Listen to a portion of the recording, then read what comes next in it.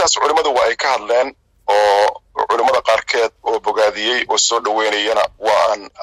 arkay arrinta lafteedana muuqaalkeeda qayb baan ka arkay runtii arrintaas waa arrin soo dhaweyn iyo bogaadin mudan waana mid ka mid ah mas'uuliyaadka saaran dadka xilka inoo haya oo ay ahayd mar hore in loo qumo oo la isu taago dadkaas waxa weeye naftooda halista ku ah oo mujtamacii halista ku ah oo sumcaddii waddanka baabi'inaya oo waxa weeye waqtigooda uu khasaaraha ku baxayo oo dhaqaalahoodii uu khasaaraha ku baxayo in naftoodana laga qabto bulshadana laga qabto dhaqan xumadaas ay faafinayaanna la soo afjaro runtii arrin bogaadin mudan weeye oo guddoomiyuhu uu ku ammaanan yahay iyo howlwadeennada gobolka banaadir iyo cid walba oo kala shaqaysay oo laamaha ammaanka ah in mar hore la qabto ayayna ahayd sida ka muuqanaysay muuqaalka ilmo u loo yara baacbaacinayo oo lagu dhufanayo si tartiib ah oo ay ka muuqato waalidnimo iyo turitaan iyo canaan unbaa meesha ka muuqanayay marka in hawshaas iyada la qabto oo waxay ka mid tahay isugu kaalmaynta la isugu kaalmeeyo khayrka iyo iska qabashada la iska qabto sharka rabbina quraanka waxa uu ku leeyahay subhanahu wa ta'ala wa ta'awanu 'ala al-birri wat-taqwa wa la ta'awanu 'ala al-ithmi wal-'udwan حديثك صحيح أنا والنبي صلوات الله وسلامه عليه من رأى منكم منكرا فليغيره بيده فإن لم يستطع فبلسانه فإن لم يستطع فبقلبه وذلك أضعف الإيمان قفكي أركا وح لإنكره وشرعه إنكري وعقله إنكره ودرانك يدميرك إنكره هكذو ليك عن تيسا أرنتا عن كذول انت وحا إسكاله دادك مسؤولية الدولة نما هيستو oo authority-ga loo siiyey iyagu inay awood adeegsadaan waayo qaanuunka caalamiga ah ee dawliga ah ee xitaa marka la joogo diinta marka laga soo tago cidda iska leh inay cunfi adeegsato iyadoo sharci ah waa dadka haya xilka dawladeed si ay usii kala lahaadaanba marka guddoomiyuhu qofkii mudnaa iyo qofkii amarkaa bixin lahaa iyo qofkii ilaahay kuma samadiiday looga dambeyn lahaa weeye runtiina ceeb iyo sharaf darro ayay nagu ahayd magaalada muqdisho inay noqotay magaalo ay ka soo yeeraan magac xumooyin fara badan oo isfulfulay sida daroogo laga ganacsado daroogo la isticmaalo maandooriyaal maxaa la yidhaahdaayey suuqii kharriqay oo rogay ciyaal weero amnigii magaalada iyo caasimadda qaybo waaweyn oo ka mid ah dhibaato u geystay arrimaha marka wax ka qabashadooda waajib sharci ah oo diini ah oo akhlaaqi ah oo ummadeed weeye marka waa ku mahadsan yihiin dad badana gudoomiyaha dad badana ku dhaliilay baraha bulshada markaad eegto kale ficilka uu sameeyo oo ah in uu ka hortago ama xiro goobahaasi marka diiniyana marka loo eego qofka mas'uulka in talaabo noocaas uu qaado ma wax dhibaato ayaa ku jira horta weligeed bay jirtay oo kala aragti duwanaanshuhu wax jira weeye oo dadku waa kala ra'yi duwanaan karaan laakiin marka ay joogto arrinta munkar iyo macruuf dadka munkarka u sabciya baa dhaliili kara inuu macruuf meesha yimaado quraankana waa ku taala in alladheena yuhibbuna an tashi'a al-fahishatu fi alladheena aamanu lahum 'adhabun alimun fi ad-dunya wal akhirah kuwa jecel inay faaxishadu ku dhex faafto dadka mu'miniinta ah cadaab daran bay leeyihiin adduun iyo aakhiro yani munkarka in laga damqado oo laga jirracoodo oo laga diiro oo laga dhiidhiyo ayaa sida sharcigu ay tahay laakiin munkarkii marka la qabtay in laga qayliyo oo dad ay u dacwoodaan oo ay yiraahdaan maxaa saan loo yeelay shalay toorana munkarka aanu dhibayn aanay ka hadlaynin de waxay tilmaamaysaa munkarka inuu farax gelinahay ama ugu yaraan waxay tilmaamaysaa inaysan qabin hadduusan xataa munkarka farax gelinaynin wanaaga ku jira munkar in la zuuliyo oo macruuf meesha uu yimaado marka dadkaasu runtii waxaan dhihi karaa aragtidaas waa qabi karaan laakiin waa aragti qalloocan diin ahaan marka loo fiiriyo iyo damiir ahaan marka loo eego ilmo Soomaaliyeed oo mustaqbalkoodii uu lumayo oo waalidiintood ka soo farabaxsaday oo loo caal waayay oo aan mustaqbalkoodii ka fakaraynin oo meesha darooga la fadhiyo waxa weeye ii sheeg in la qabto oo la canaanto oo dhaqan celin loo sameeyo oo la xareeyo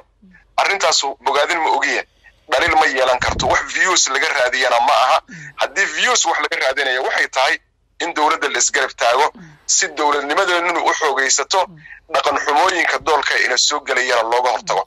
marka arrintaasu dadka ka hor yimid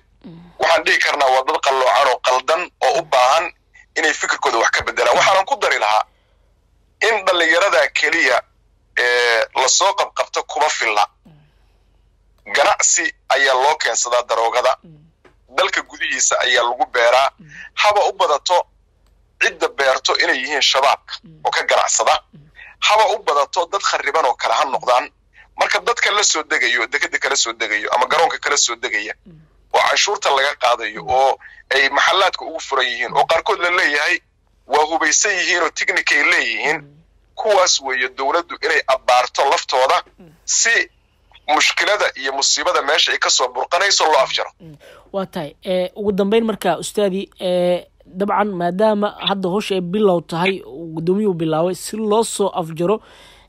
arrintaana xal waara loogu helo maxaa la gudboon shacabka Soomaaliyeed waxaa la gudboon in dawladooda ay garab istaagaan si ay dawladnimadu inay ku taabagasho mar walba oo dawladdu ay tallaabo qaado haddii dawladda dhinac walba looga qayliyo macnaheedu waxay tahay dawladdii baan lugaha ku dhagana tusaale ba sidaan soo qaadaya ayaama dhaxda ah goobaha noocan oo kala ah ee kalaabiyada ah ee dhaqan xumada lagu sameeyo oo dadka ahlu khayrka ay ka sheegteen oo ilmihii inay ku fasaadaan looga baqayo oo ilaa waxa la yiri awr walba awrka ka horeeya sanqaadkiisa ayuu leeyahay oo waalidiinta ay cabanayaan ba waxa weeye nimankii mufsidiinta ah ee shabaab ahaa waxay qarxiyeen dhowr goobood waana macruuf waana laga warqooda qaba magaalada Muqdisho markay qarxiyeen cid ka hadashay iyo cid ka cabatay iyo cid sheegatay tiri maxay sidaa u sameeyeen ma aanay jirin macnaheedu waxay tahay waxa shabaab loo ogol yahay inay isticmaalaan jariimo kasta ama ha noqoto mid waxa weeye isha ka soo horjeeda wanaag ama ha noqoto mid xumaan ka soo horjeeda laakiin dawladdu markay tallaabo qaado waa laga daba qaylinaya taasoo la macno ah in shabaab waxay haleynayaan nadan aan laga lahayn dawladdu markay dabacnay dawladnimadeeda practice gareyso oo ay fulisana dhinacyada looga qaylinay sida dawlad ku noqon mayna amnina ku yeelan mayna marka shacabka waxa saaran dawladda inay garab istaagaan taageeraan wanaaga gacan ku siiyaan dawladdana waxa saaran tallaabooyinkan inaysan noqonin laablakac iyo ku soo booda kaliya laakiin wax qorsheysan oo socdo oo joogta kuwaas daroogada isticmaalaya iyo kuwa ka ganacsanaya tallaabo adag in laga qaado waayo waa mufsidiin weeye carraday rogayaan kama duwana kuwa daroogada ilmaha ku dhex faafinayo shabaabka dadka qarxinaya kama duwana waayo jiil dhan bay mustaqbalkiisa ku toonayaan oo baabiinayaan burburinayaan taas waa mid weeye mid labaad ciyaalka la yiraahdo ciyaal weero inay dawladdu iyagana tallaabo ka qaado oo qaar baa hubaysane kuwa hubaysan la abaaro oo waxa weeye kii iswaaro meeshiisa lagu dilo maxaa yeelay dadka mufsidiinta ee shuftada ee jidgooyada sameeya ee dadka ku dhibaateeya ilaahay subhanahu wa ta'ala fi surati al-maa'ida wuxuu ku sheegay dadkaas in gacan adag lagu qabto inma jazaa'u alladhina yuharibuna allaha wa rasulahu wa yas'awna fil ardi fasadan an yuqatalu kuwa arlada la socda fasaadka oo wax kharibaya oo umada dhacaya oo jidka u galayo abaalmarkooda wax kale ma ahan buu yiri ilaahay subhanahu wa ta'ala illa in si adag loo laayo moogi marka ciyaalkaas haday waalid leeyihiin waalidku inay qabsadaan laamaha iyo degmooyinka iyo shirar inta la qabsado laga gaaro xal waaro oo ilmuhu ay yani waalidku ay ilmahooda ku cishanayaan oo ay muslimka dhibaatooyinkooda kaga hakirayaan haddii taa iyada ay dhici weyday oo magaalada la isu mari waayey oo habeenkii bajaaj la raaci waayey inay dawladdu tallaabo ka qaado oo dadka mufsidiinta ammaanka haleynayo saasoo kale loo qabto adduunka marka la joogana dadka noocan oo kale oo amni darrada sameeya ama daroogada ka shaqeysta laamaha ammaanka iyo maamulada u dhisan shaqo adag bay ka qabtaan bal mararka qaarkood arkaysa boolis xabado ku baacsanayo kuwa daroogada ka shaqeyso leynayo mar baad arkaysa ciyaalada noocaas oo kale ah dad waxa weeye inta loo diray ka shaqeynayo iyagana soo leynayo si dhibkooda looga nasto marka waxa la dhihi karaa waa cad xun oo bulshada ku baxayo ee laga maarmaan tahay in la daaweeyo haddii la daaweyn waayana in waxa weeye isheeg la jaro sida shabaab loo jarayo